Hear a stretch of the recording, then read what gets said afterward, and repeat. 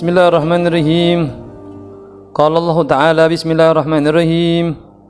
Tabbat yada abi lahab wa tab. Binasalah kedua tangan Abu Lahab. Ma aghna anhu maluhu wa ma kasab. Tidaklah berfaedah kepadanya harta bendanya dan apa yang ia usahakan. Sayasla naran da'ata lahab. Kelak dia akan masuk ke dalam api yang bergejolak. Wa imra'atuhu hammalatal hatab. Dan begitu pula istrinya pembawa kayu bakar. Fi jidha hablum mim masad. Yang di lehernya ada tali dari sabut atau dari neraka. Qala al-Bukhari an Ibni Abbas anna Nabi sallallahu alaihi wasallam kharaja ila Badha fasa'ida fanada ya sabaha fastama'at ilay Quraish faqala ara'aytum in hadastukum anna al-aduwa musabbihukum wa mamsakum akuntum tusaddiquni qalu na'am qala fa inni nadirun lakum bayna yaday adabun shadid wa qala Abu Lahab alihada jama'tana tabban laka fa anzalallah tabbat yada abi lahabi wa tab ila akhiril ayat. Alhamdulillah, malam ini kita masuk kepada tafsir Al-Lahab atau Al-Masad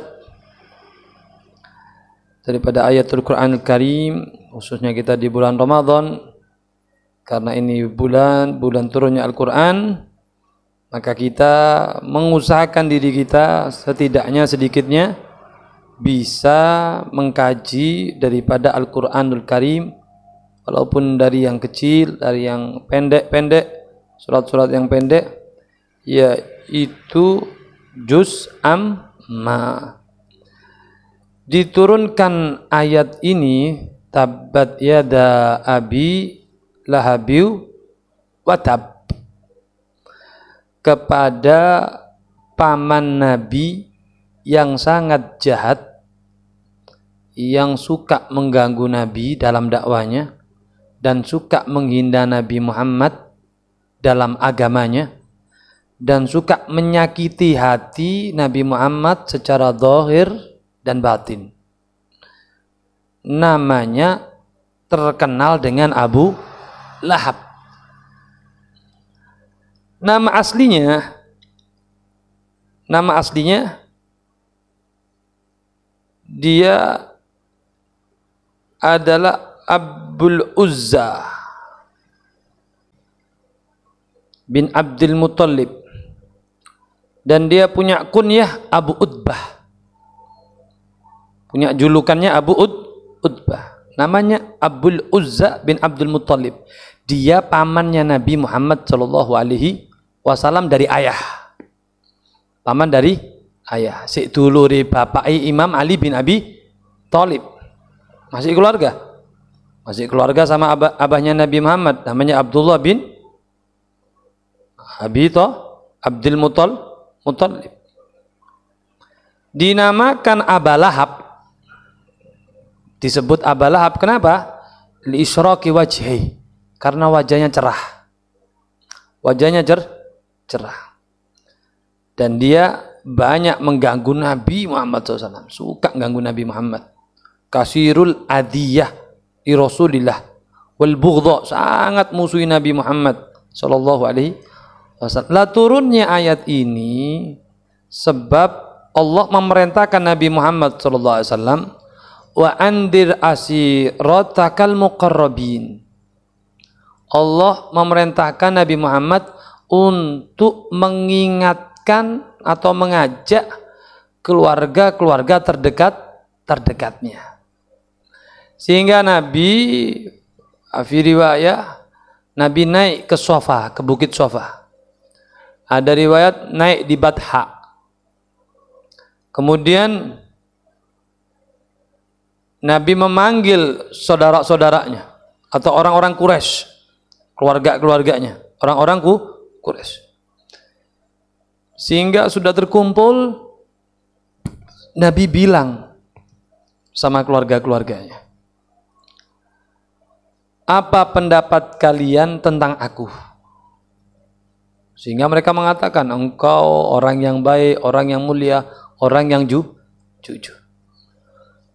Jika aku mengatakan di belakang bukit ini ada musuh yang mau mengintai kita, mau menyerang kita, apakah kalian percaya? Kita sangat percaya, karena engkau tidak punya riwayat pembohong.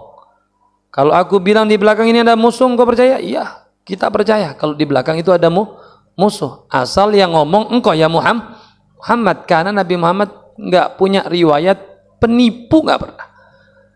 Sodiqul masduq, perkataannya sangat dipercaya.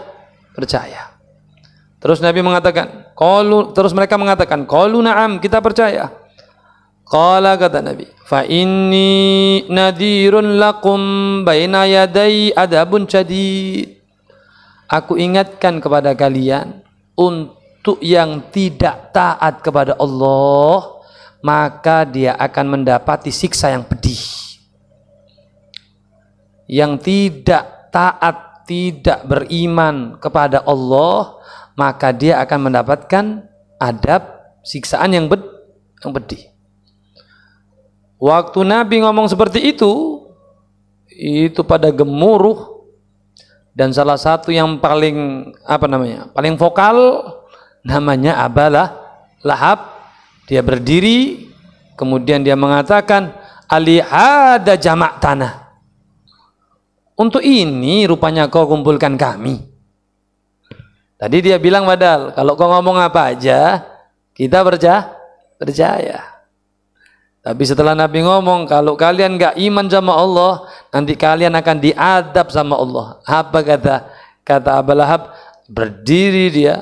Ada yang mengatakan, kenapa disebut tabbat yada, celakalah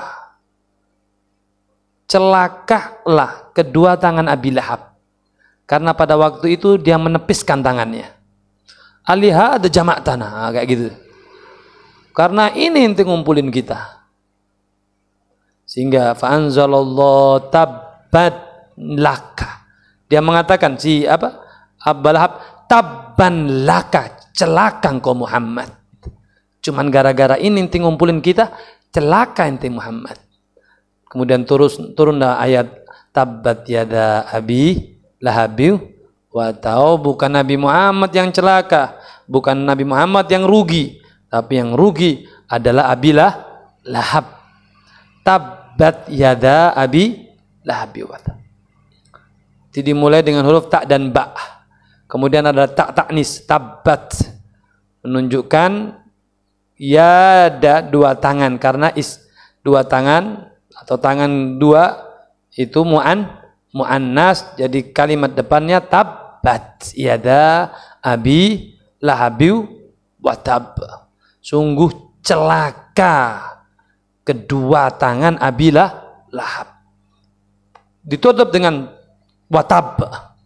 Yang pertama itu mengasih khobar, menceritakan kalau tangannya Abi Lahab celaka. Tab yang kedua tahqiq, meyakinkan, menegaskan bahwasanya sangat dan sungguh celaka.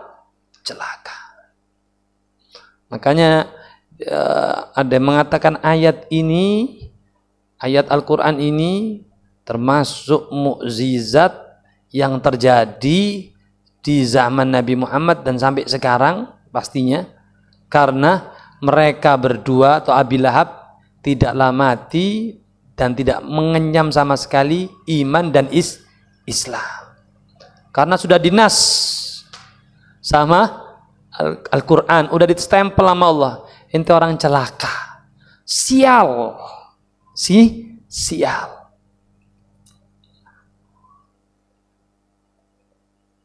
Sehingga ini Abi Lahab setelah Nabi memproklamirkan, mempromosikan atau menyebut menyebut dirinya, saya ini Rasul, saya ini utusan Allah, sehingga Abi Lahab itu musuh yang pertama kali, dan setiap Nabi dakwah dia ngikutin Nabi Muhammad. Nabi Muhammad kemana aja ikut dia, di lorong-lorong Mekah ngikutin dia. Diceritakan oleh Rabi'ah bin Ibad min Bani Dil, dia mengatakan, Rabi'ah bin Abbad min Bani Dil, wa kana jahiliyan, dulu masih zaman jahiliyah, dia masih belum masuk Islam. Fa aslama, kemudian dia masuk Islam. Kemudian dia ceritakan, qala ra'aitu Nabi sallallahu alaihi wasallam, aku melihat Nabi Muhammad sallallahu alaihi wasallam fil jahiliyah, di zaman jahiliyah, fi suqidil majaz, di pasar Majaz, wa huwa yaqul, dia sedang berdakwah, ya ayyuhan nas, wahai manusia sekalian manusia, qulu la ilaha illallah tuflihu, katakanlah tiada Tuhan selain Allah, kalian akan beruntung. Wan nas mustami'una alaih, manusia pada waktu itu kumpul semuanya. Nabi mengulangi lagi, ya ayyuhan nas qulu la ilaha illallah tuflihu, katakanlah tiada Tuhan selain Allah, kalian akan beruntung. Terus kata Ubad, wa wara'ahu rajulun, ada di belakangnya Nabi Muhammad itu seorang lelaki wadi'ul wajh, wajahnya itu sangat bersinar, sangat cerah. Jauludu kharirataini, kemudian matanya itu juling, matanya, kedua matanya juling. Yaqulu, kemudian orang tersebut mengucapkan, ahwaludu hadiratin, matanya juling. Kemudian dia menyebutkan, innahu sobi'iyun kadibun, jangan dipercaya Muhammad ini pendusta, tukang tipu, pengada-ngada. Jadi setiap Nabi ngomong setiap Nabi dakwah la ilaha illallah, katakanlah la ilaha illallah tuflihu, kalian beruntung. Nanti Abu Lahab di belakangnya, oh jadi percaya. Jadi dia di belakang persis bilang, bohong, tukang tipu, jangan didengarkan. Nah, itu setiap waktu Nabi dakwah dia di belakangnya Nabi Muhammad sallallahu alaihi wasallam. Terus apa kata Ubad? Aku tanya kepada ayahku, siapa itu orang di belakangnya itu yang bilang kalau Nabi Muhammad itu pendusta? Apa kata? Hada ammuh, itu pamannya sendiri. Abu Lahab. Qauluhu ta'ala tabbat yada Abi Lahab, disebutkan oleh Allah berfirman, celakalah kedua tangan Abi Lahab. Artinya Abi Lahab itu sangat merugi, sangat kecewa, sangat sesat dan sia-sia seluruh amal pekerjaannya dan usahanya. Watab, sangat-sangat kecewa dan sangat-sangat sial itu Abi Lahab. Ma'aghna anhu maluh wa makasab, hartanya itu nggak ada manfaatnya sama sekali, anak turunannya nggak ada manfaatnya sama sekali, nggak ngefek. Kalau bahasa sekarang, dia punya harta banyak apapun nggak ngefek. Kenapa Allah menyebutkan ma'aghna anhu maluhu wa makasab? Karena diriwayatkan oleh Ibnu Mas'ud bahwasanya Rasulullah SAW lamma da'a qaumahu ilal iman, tatkala Nabi Muhammad mengajak kaumnya untuk iman, apa kata Abu Lahab? Kata Abu Lahab, idza kana ma yaqulu ibna akhi haqqan, kalau yang dikatakan keponakanku itu betul-betul kebenaran, betul-betul itu adalah kebenaran, fa inni aftadi nafsi yaumal qiyamah minal adabi bimali wa waladi, maka aku akan tebuskan diriku nanti di hari kiamat, pada waktu orang-orang disiksa, Aku akan tebuskan, selamatkan diriku dengan hartaku dan anak-anakku. Anak ini ditebus Nabi deh. Maka Allah berfirman, ma aghna anhu ma'luhu wa ma kasab. Enggak ada manfaatnya, enggak bermanfaat dia punya harta. Enggak ngefek untuk di akhirat, enggak ngefek. Enggak ada efeknya buat dia. Wa ma kasab, atau apa yang dia usahakan. Sayasla naron datal lahab. Kelak dia akan masuk ke dalam api yang bergejolak, yang menyala-nyala, yaitu sangat panas, api yang sangat panas, yang sangat panas, yang akan melilit si Abu Lahab. Wa imra'atuhu hammalatal hatab. Begitu juga istrinya, dia dan istrinya. Istrinya ini bisa jadi seperti itu ya karena suaminya. Ya dua-duanya ini sama. Apa namanya? Partner hebat dalam menggoda Nabi Muhammad sallallahu alaihi wasallam. Wa kanat zawjatuhu, istrinya Abu Lahab itu, min sadatin nisa' Quraisy. Dia termasuk orang yang terhormat daripada kaum wanitanya orang Quraisy. Wahya Ummu Jamil, namanya Ummu Jamil. Wa ismuha, namanya Arwa. Namanya dia Arwa bintu Harb bintu Umayyah. Wa kanat aunan li zawjiha ala kufrihi wa juhudihi wa inadihi. Dia membantu suaminya untuk memusuhi Nabi Muhammad SAW. Jadi dia punya apa namanya? Sumbangsi. Waduh. Untuk bagaimana caranya Nabi Muhammad tidak bisa menyebarkan dakwah. Oh, sangat jahat sama Nabi Muhammad. Falihada takunu yaumal qiyamah. Maka dari itu nanti di hari kiamat dia menjadi aunan alaih fi adabih. Dia menjadi penolong, pembantu untuk tambah adab buat suaminya. Karena nolong untuk melakukan kejelekan, menggoda, menyiksa Nabi, nanti Allah jadikan nanti dia di hari kiamat penolong, pembantu buat suaminya biar tambah diadab. No dunia nih ngono, engko no akhiratnya ya ngono. Di dunianya seperti itu, dia menggoda Nabi, menyakiti Nabi, membantu suaminya untuk menyakiti Nabi, nanti dia juga membantu suaminya biar tambah diadab.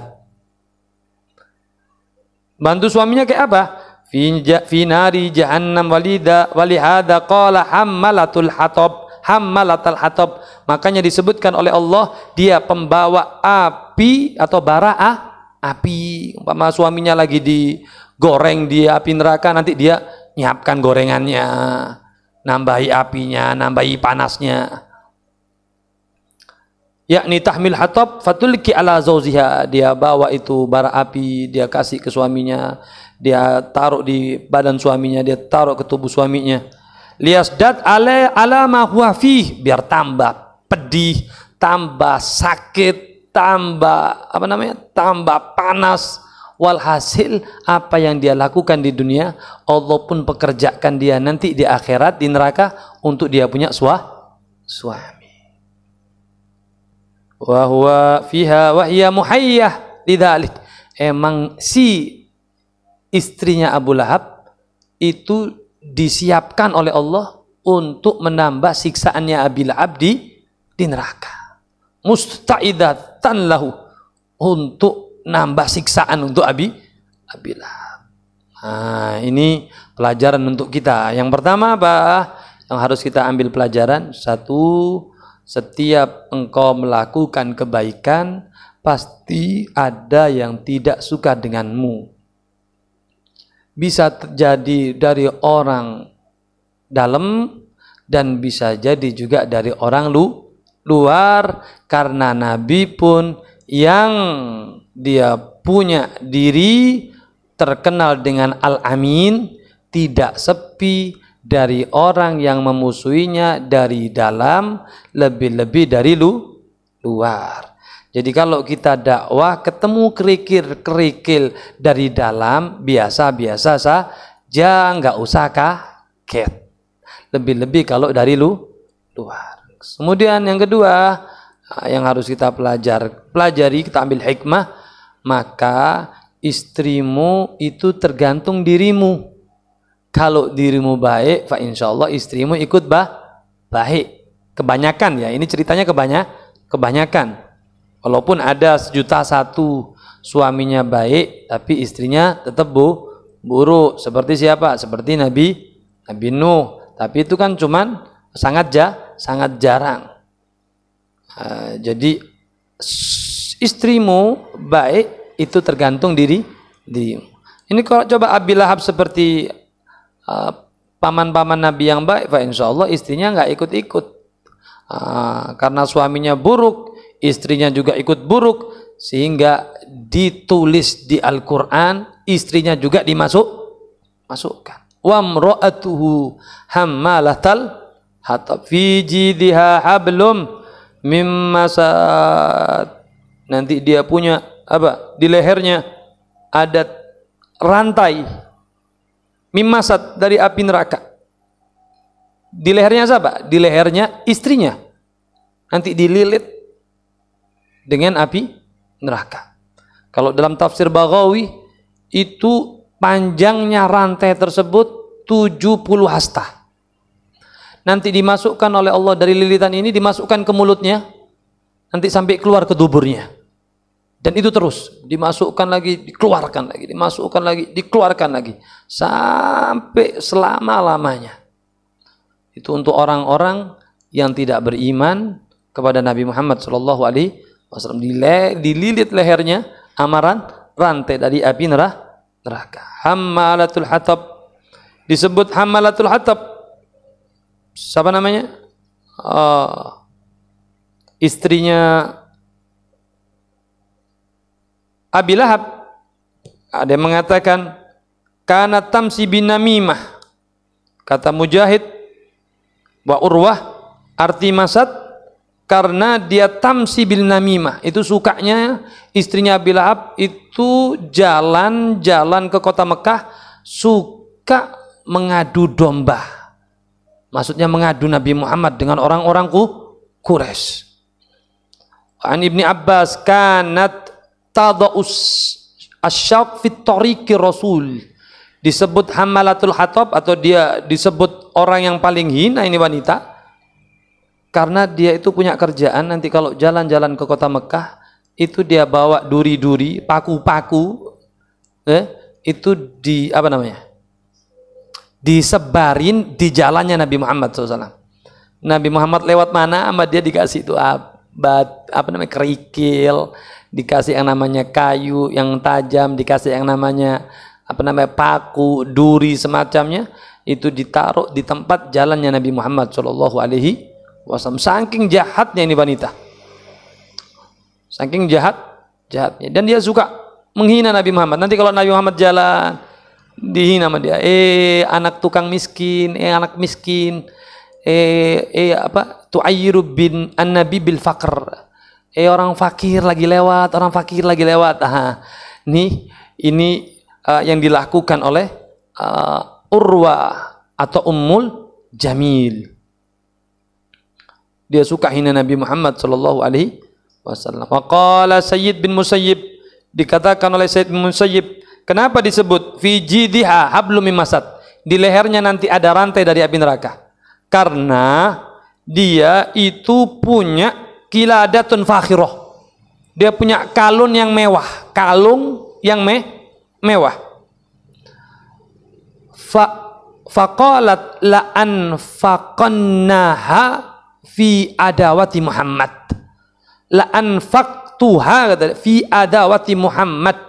Dia mengatakan, ini kalungku yang mewah, aku akan infakkan untuk melawan, menyiksa Muhammad sallallahu alaihi wasallam, untuk musuhi Nabi Muhammad. Fa'aqabahallah biha hablan fi jidha mim masadin nar, maka Allah balas karena dia memusuhi Nabi Muhammad dengan dia menginfakkan dengan kalung yang mewah tersebut, Allah pun siksa dia dengan rantai terbuat dari api neraka yang melilit ke lehernya. Na'udzubillahi min dzalik. Al-masad silsilatun dir'uha sab'una dira'an, yaitu rantai dari api neraka panjangnya 70 hasta. Waktu turun ayat ini tersebar ini ayat di kota Mekah, sehingga Ummu Jamil tidak terima, tidak terima. Dia tidak terima. Dia nyari Nabi Muhammad. Waktu dia lihat Sayyidina Abu Bakar di masjid waktu itu, di Ka'bah, Sayyidina Abu Bakar sampingnya Nabi Muhammad SAW. Waktu dia lihat Sayyidina Abu Bakar lihat Ummu Jamil, Sayyidina Abu Bakar ngasih kode sama Nabi Muhammad, ya Rasulullah, tuh Ummu Jamil lagi mendekati kita, aku takut engkau kelihatan. Nabi takut, Sayyidina Abu Bakar takut Nabi kelihatan. Takutnya apa? Nanti Nabi disiksa sama Ummu Jamil. Karena itu ayat itu menghina daripada Ummu Jamil. Sehingga dia bilang, ya Rasulullah, ini kalau Ummu Jamil mendekat, engkau kelihatan, nanti engkau akan dihabisi sama Ummu Jamil. Apa kata Nabi Muhammad sallallahu alaihi wasallam? Nabi mengucapkan daripada Al-Qur'anul Karim, Allah mengatakan, wa idza qara'tal Qur'an ja'alna bainaka wa bainal ladzina la yu'minuna bil akhirati hijaban mastura. Wahai Muhammad, jika engkau membaca Al-Qur'an, nanti ada benteng yang kokoh antara dirimu dengan orang yang tidak beriman dengan hari akhir, hijaban mastura, hijab yang menutupi antara dirimu dengan mereka, sehingga Nabi mengatakan dia tidak akan melihatku. Nyampe dia di depan Sayyidina Abu Bakar, padahal Nabi Muhammad sampingnya. Itu Mujamil dengan mukanya merah, mana sahibak, mana temanmu? Muhammad, aina Muhammad? Fa innahu, kata dia, karena dia itu Muhammad hajani, dia telah menghina aku, dia telah mengolok-ngolok aku.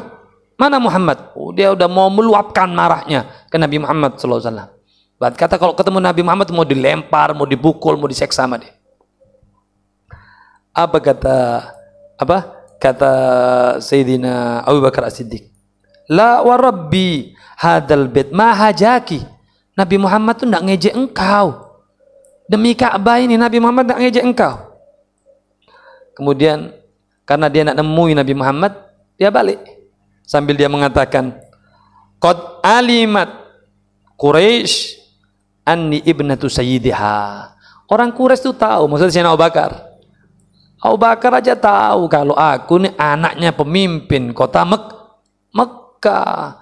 Kok Muhammad berani ngejek-ngejek aku? Dia itu masih pede dengan dirinya, masih menjunjung dirinya.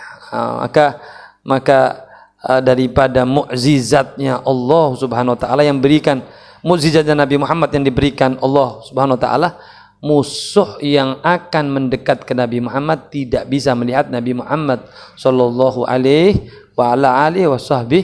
wasallam. Apa yang bisa kita ambil dari pembahasan kita malam ini, yaitu satu, pertama, kita tidak akan bisa lepas daripada orang yang tidak menyukai kita dalam engkau melakukan kebaikan. Engkau nggak bisa lepas dari orang, atau engkau tidak bisa memuaskan seluruh manusia dengan kebaikanmu, tidak bisa. Pasti ada yang tidak suka. Begitu juga yang dirasakan oleh baginda besar Muhammad sallallahu alaihi wasallam. Tapi Nabi Muhammad dengan kesabarannya, dengan telatennya, dengan istiqomahnya, senyumnya nggak pernah hilang untuk Abu Lahab. Senyumnya nggak pernah hilang untuk Ummu Jamil. Nggak pernah hilang. Dia udah sabar sedemikian rupa. Maka itu yang harus kita ambil yang pertama. Yang kedua, kita harus jaga kita punya keluarga. Qu anfusakum wa ahlikum naro. Jaga kita punya keluarga biar mereka tidak bisa jatuh ke lubang api neraka. Dengan apa? Dudukkan mereka ke tempat orang-orang yang baik. Kalau mereka sudah sering mendengarkan kebaikan, pertama mungkin sulit untuk menerima, lama kelamaan dia akan mendapatkan atau terdapat tetesan hidayah Allah kepada hati-hati mereka. Caranya harus pelan-pelan. Wallahu ta'ala a'lam. Mudah-mudahan ini bermanfaat. Kepada Allah mohon ampun. Hadaniyallahu iyyakum. Wassalamualaikum warahmatullahi ta'ala wabarakatuh.